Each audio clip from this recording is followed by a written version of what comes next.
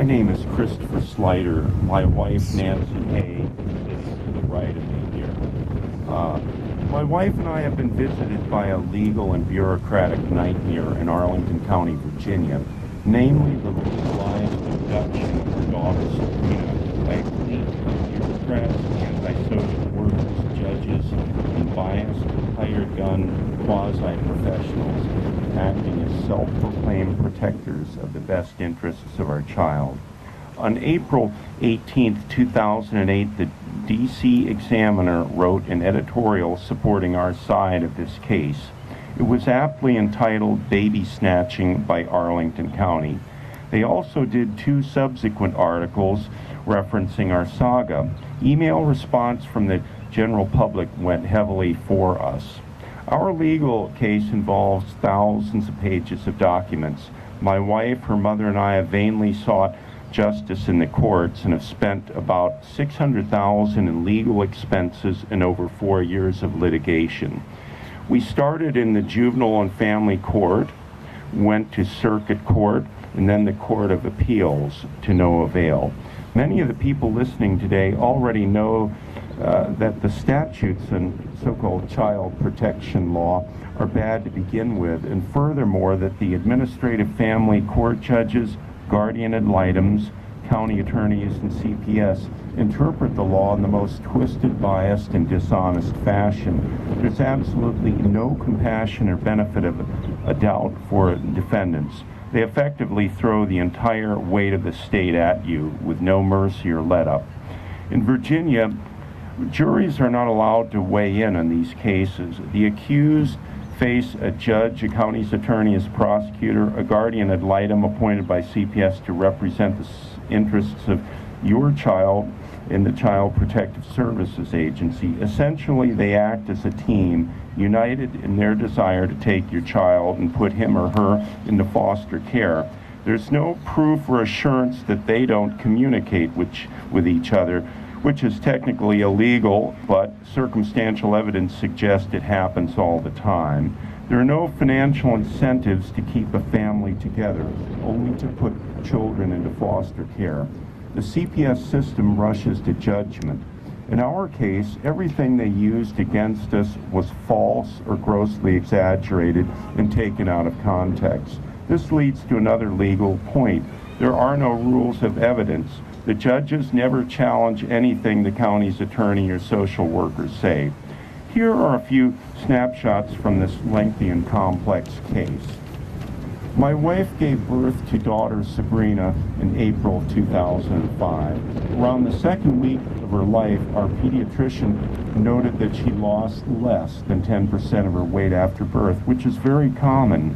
When the baby failed to gain weight, rather than increasing the formula to supplement my wife's breastfeeding, he recommends taking the baby to the hospital to get control of the situation.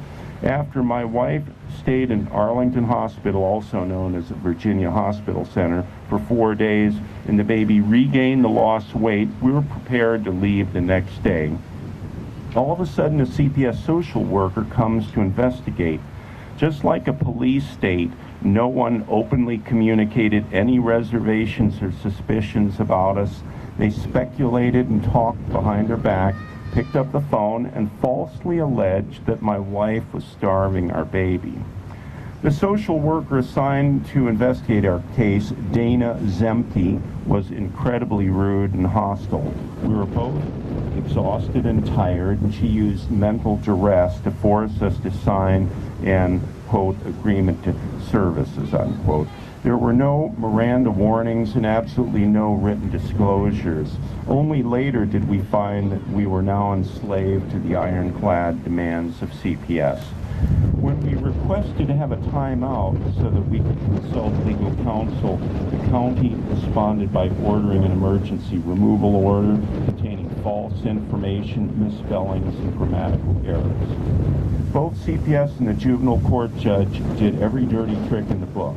We complied 100% with the requirements. The county provided no social services whatsoever, only minimal visitation. When Sabrina started to cry at visits, the county did nothing to resolve the situation. We had to hire our own social work team at our own expense. They stopped Sabrina's crying within a week. The county lied to us, deceived us, and ran out our legal clock. Every court appearance, the county's witnesses got to go first. Our witnesses were often forced to wait until court closed, effectively denying them a chance to get on the record. Every time the statute gave a time limit for legal responses from the county, they either waited until the very last minute or waited beyond the deadline with no legal penalty. In Virginia, there is both a legal and administrative track for people accused, and often falsely, of child neglect and abuse. Before our case got to circuit court, a state hearing examiner from the state headquarters of CPS spent an entire day reinvestigating the original accusation of child neglect and abuse. He exonerated us, found us innocent, and took both my wife and I off the dreaded state registry of child neglectors and abusers.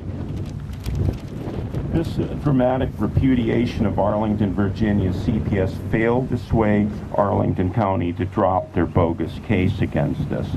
In Circuit Court, Arlington, Virginia, Judge James Allman allowed the Foster family to have their lawyer ask questions and cross-examine them, which is tantamount to allowing her to become a party of the case, even though that is against the code, and Judge Newman previously prohibited this. The judge in the county allowed the Foster family to move out of our state with our baby just as the trial was starting. After the expert witness list deadline had expired, the county was allowed to sneak in one afterwards, and the judge used this testimony to decide against us. The decision was curt and brief, upholding the county, effectively rubber stamping it word for word. We did appeal to the Court of Appeals in Richmond, Virginia, and unfortunately they ruled against us. Our interpretation is that although we had a very good case, the three-panel, the three-judge panel probably found it politically expedient to circle the wagons and protect Arlington County from embarrassment and possible liability. Although politics and cronyism is not supposed to sway the scales of justice, we know that it does.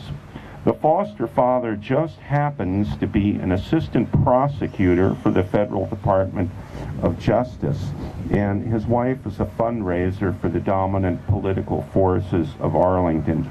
When the foster father worked in Washington, D.C., I'm sure he was a member of the bars of Maryland, Virginia, and D.C.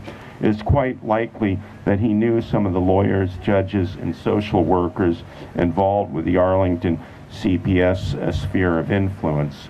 My wife and I suspect there are many improperly cozy acquaintances between the foster parents and the powerful clique that enabled the legalized kidnapping of our daughter. I will close by urging all of you to gather facts, evidence, and experiences and network with one another. Keep putting pressure on politicians. Help expose the CPS kidnapping racket on the internet by streaming videos such as YouTube and other similar sites. If any of you knew friendly and honest people in the media, please ask them to help expose this sinister child snatching racket. And please visit our website at www.kitandnancy.com. Thank you.